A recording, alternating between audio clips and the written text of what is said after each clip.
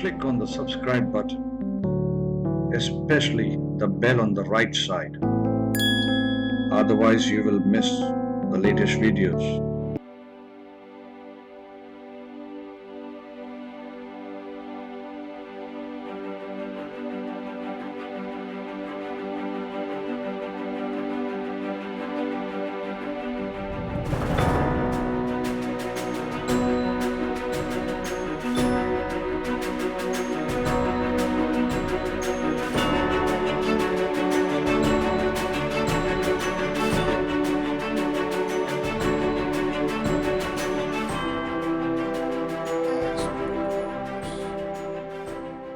Yesterday or a few days back because we edit it and show it to you. And I mentioned how at this Arshvidya Gurukulam, it is Swami Dayanand Saraswati Ji's ashram, the Pujya Swami Ji's ashram. He's no more with us in physical body. But uh, here there are sannyasis, scholars of Vedanta. It's a very beautiful place, very peaceful place. If you are around the New Jersey area, Salisbury rather, Pennsylvania, you can very easily commute for an hour or two and stay here for some time. So many courses keep on happening here on yoga, for children, for adults, on Vedanta, on studying Gita, you know. And they got a great Jyotish bookshop also, by the way. Yeah, I also have a bookshop. They also have a bookshop. It's, but no, you got to see that. But what I always keep on speaking to you all is about what is the use of astrology? Is it I want property, I want that property from my brother, I want money, I want a great girlfriend, I want a great marriage life. When will I get $1 million? What upai to do, what vastu to do? Is it just about all that? Or haven't I told you all this before? That it's about having everything in the world and not getting affected with it. Having all the fame in the world, not affecting you. Having all the money in the world, it doesn't go in your head. Having all the knowledge in the world, and let it not go to your head. Because as I keep on saying, what my mentor says, that my wise mentor, who's traveled for 50 years in India, just meeting great, rare astrologers from villages and this thing, says that Jyotish somehow has a kind of a curse, that most Jyotishis land up getting the ego and the attachment for the fame, if not the money. Speaking about money, I met this sannyasi. I've been watching him for the last 10 days here. And no Jyotish conference, ideally, not much, I don't think so. Any Jyotish conference happens at these kind of places where there's a lot of spiritual energy. There's a great Dakshinamurti temple here. And I met this sannyasi. And 10 days I've been observing him. He just has a constant glow on his face, constant smile on his face, speaks very little. That's the mark of a great man who speaks little. Extreme knowledge on Vedanta. And at a young age, I don't know how old he is, but he's lost everything in life. He's given away everything in life. Sorry to say it, and I hope it doesn't hurt anyone, but he's homeless. Travels all over the world. Teaches Vedanta, teaches Jyotish, teaches several things probably. And doesn't stay in a place for more than 15 days. The reason I want him to come on our channel is to show what he was, what he achieved, what he has lost, still is happy. Still is happy. He doesn't know where the food will come from. And the last thing that he had with him was astrology, to earn out of astrology, because he's been based in USA for a long time. So getting the money out of the readings of astrology, and that Pujya Swamiji, Dayanand Saraswati Ji, also snatched that away. So no income. No income, doesn't know what's going to happen in the future. Nothing. And he has kind of been very directly instrumental in the Vedic astrology movement in USA. He's donated thousands of dollars, 50, 60 thousands of dollars, created funds, created funding for so many institutions here in USA. Achieved so much. And we're going to discuss his horoscope. He's been absolutely shyless, you know. Okay, let's discuss my horoscope. And this technique of finding pending karma, I revealed it in 2009 or 8, because I got a bit tired that all these Westerners, they keep on asking, Jyotish is all about karma, Jyotish is all about karma, but how do we see our pending karma? Specific pending karma. And it fits so beautifully in his horoscope. But before we discuss his horoscope, I've said enough. Swamiji, please welcome on Saptarishis Astrology channel. And we're going to keep his name a mystery for some time. Okay.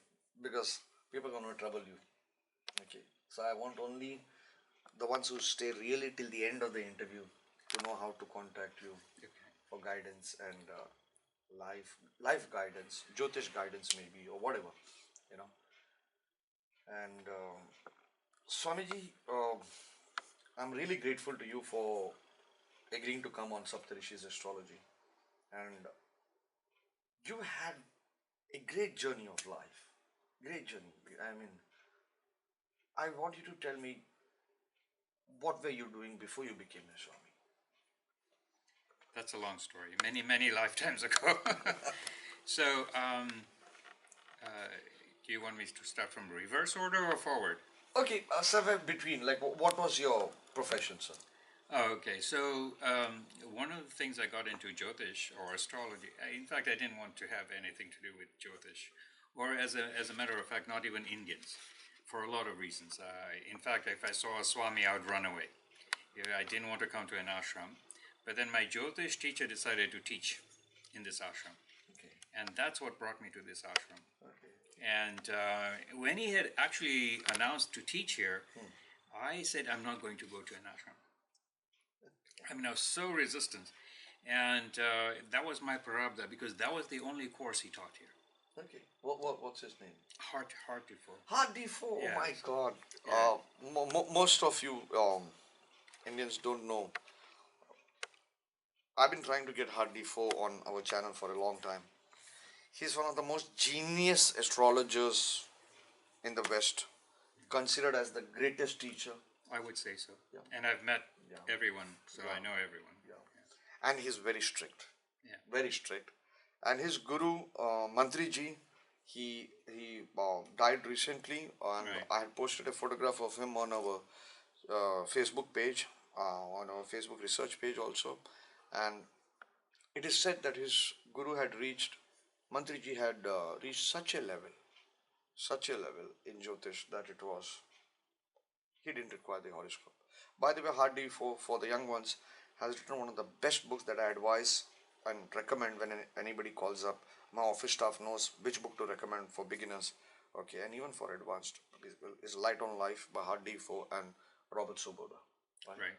So you landed up here because of Heart D4. I landed up here because of Heart D4. And it was very interesting because I lived in California. Heart D4 lived 20 minutes away. Okay. And I had to invest a whole flight and stay here. Oh my God. So I said, I don't like ashrams. I don't like swamis.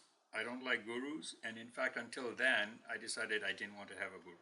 Oh my God. You see, I've got 2 engineering degrees, 2 master's degrees, and those are just formal degrees. I've got many other certificates and diplomas. But in his case, there's also a background story to this.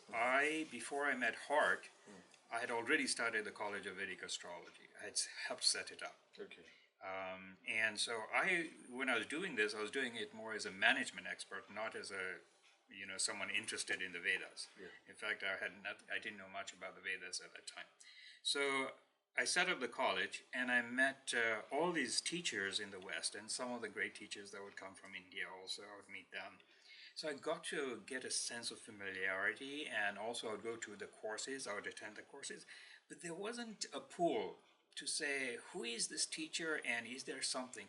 And on the contrary, with all the teachers that were presenting, there was something in me that was telling me, you know, there's something missing, and I couldn't put my finger on it because I didn't know much about it. And anyway, it was not my field. I'm there as a manager and as a consultant, so I'll just do that. In fact, before that, I was also promoting Greek astrology in a Vedic astrology camp.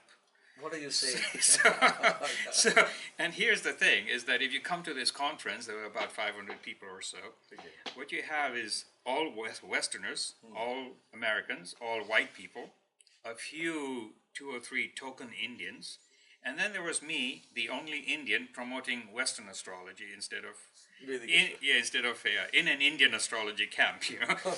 Suban Chakrapaniulal called me one day. He says, "What are you doing?" And I told him I'm promoting Greek astrology, you know, because that's what. So the 2 years prior to that, I got into Greek astrology and Greek philosophy. Because it was very structured. You see, my problem was I didn't want anything to do with India. Is it because you're born in, you're like, you have an Indian background, Yeah. you're an Indian, you Yes. know. So is it because you've seen so much of negativity around the Babas and this That's right. thing about, so you know, like Exactly. avoid Well, Indians. there was all these trials. I mean, as a kid, my father was the president of our Hindu community. All I saw was bitterness, backbiting, politics on the real lowest level.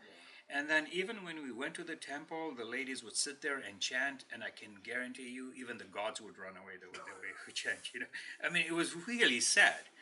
But then I said, okay, maybe that is just our community in Africa. I came to the U.S. and I was. Oh, you were I forgot. You were born in Tanzania. I was born in Tanzania. So it was you come from a business family.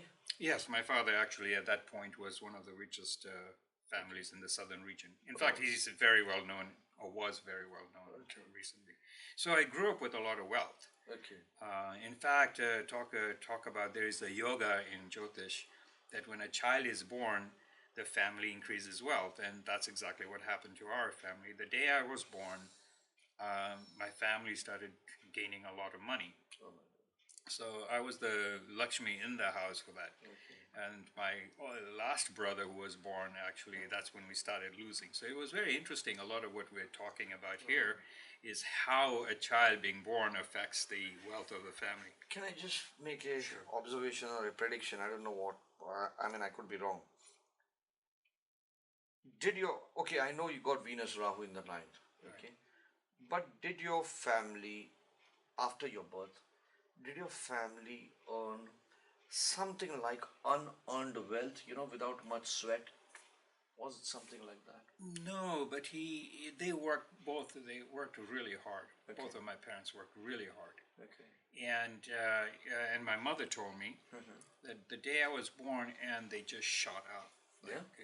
And money just So, came. so that means that Sun Mercury is not so powerful. Rather, your Venus Rahu is powerful. That's what I Very. wanted to, because that's in your ninth house. It's in my ninth house, aspected by a very, very strong Jupiter. But I would also say you must have been cheated by some gurus or In a past spiritual life. masters. No, even in this life, like spiritual teachers. I wouldn't use the word teachers. People in spiritual positions. Right. You know, Yeah. were you cheated I or was backstabbed or whatever? I was cheated at that time. I was cheated by a lot of my friends and people that I was closely associated with, and that's where I became more and more exclusive. Okay. So I started building that, but then if you look at my ninth house and the way it's placed, and with that influence of a very powerful Jupiter, one thing that has happened in my life throughout. If I say there is one thing I'm blessed with, probably the only thing I'm blessed with, is having the best teachers in whatever I did. Yeah. Yeah.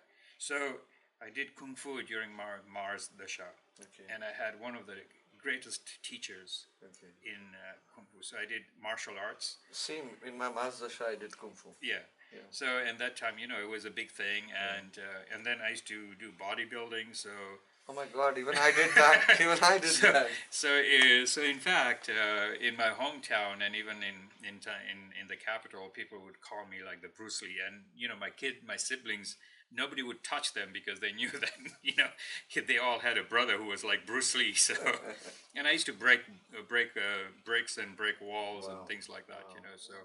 I remember my teacher trying to show me how to do these fights, and I remember giving 2 kicks and 3 fist throws, all in less than a second. I couldn't believe it because he timed it. I mean, it was kind of impressive. So you achieved so much, and then you came to US and you started your business. Well, during that time, just to give you a context, my father had wealth, but I also got involved using his wealth. I started 6 businesses before I was 18. My God. So, and 6 then businesses before you were 18. 18. I had more money than I knew what to do when I was 16 or 17 years old. There are 2 problems with that. One, we had a lot of money, but we had nothing to buy because it was one of the socialistic situations where there was nothing in the stores to buy, and part of it is like, what am I doing here? So, yeah, we started all those 6 businesses. I always wanted to study strong 9th house and 4th house also. Always wanted to study because I figured that I needed knowledge. This was since I was a child. I always read books. I was an avid reader. My kids and my siblings would go out play. I would sit with a book. But having a lot of money actually gave me um, a sense that money was not a source of happiness and contentment. 99.9% of the people in this world, we believe money is the only or the most important source of Right. happiness. And you realize it in the reverse manner. Yes, Because you had all the wealth. we had all the wealth, and I realized because I saw so much wealth, and it actually brought a lot of discord in our family. I saw how my father used it against our family. I saw how, the siblings would fight, and there was absolutely no love. There's also a lot of other problems, but money was the cause of problems in my life rather than a solution. So that Venus, Karaka of Money. luxury, wealth, whatever, and Rahu, the poison. Right. So that poison That's right. came through that Venus. Okay. Exactly. So, but I was still keen on education anyway. That was my priority anyway. So I dropped everything. I got an opportunity to come to the US, and I really came broke. Yeah? Yeah, so you go from a state where I used to give orders as a child. I got everything done for me, maids, servants, the whole works. I don't remember doing anything for myself. Oh my God. Because, that's the kind of life you have in India. You also have that in Africa. And I remember because I was running the businesses at a very young age, I always ordered, people around. Get this done. I need it now. I need it yesterday. Things like that. So, having done all that, I come to the U.S. and now I get a job because I have to get a job as a student. I don't have money, and having had so much experience, and even then I would travel. You come back and you work in this office, and I remember working in the library in school, and then you have these really strange people telling you to do menial tasks like sweep the floor. And I remember my ego at that time was like, nobody told me what to do. Oh my God. And here I have to sweep the floor. They have me go clean the toilet. Okay, go clean the toilet. And for that time, I remember I was getting $3.25 per hour. Yeah. So I went from a stage of having a lot of money to not.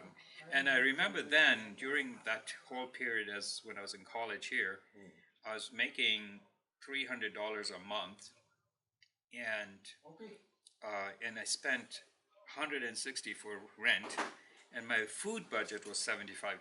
So basically, you cannot survive $75 for a whole month. I'd go and buy expired food. Oh my God. Yeah. Oh my God. But I never had a loan for the 4 years. I had 3 jobs while everybody was partying and going out.